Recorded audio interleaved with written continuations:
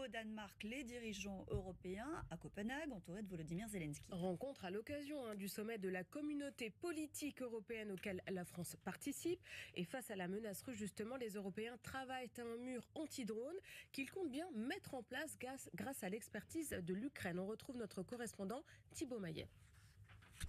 D'emblée, le ton a été donné. Comme la plupart des autres dirigeants européens, en arrivant ici à Copenhague, Emmanuel Macron a ciblé très directement la Russie de Vladimir Poutine. Nous sommes dans une confrontation avec la Russie, c'est un acteur très agressif. Fin de citation. Dans le viseur du président français, les navires fantômes, les drones et les provocations du Kremlin. Et cet avertissement, rien n'est exclu en termes de riposte si un avion russe viole l'espace aérien européen.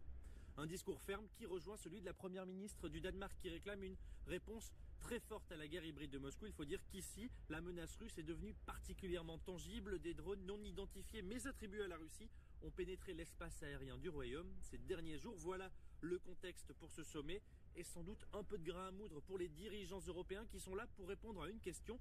Comment protéger l'Europe face à la Russie? L'adversaire est désigné, il y a de l'argent sur la table. Des solutions sont imaginées. Maintenant, les 27 sont sous pression. Ils vont devoir passer à la pratique. L'actualité sociale en France, à présent, près de 250 manifestations sont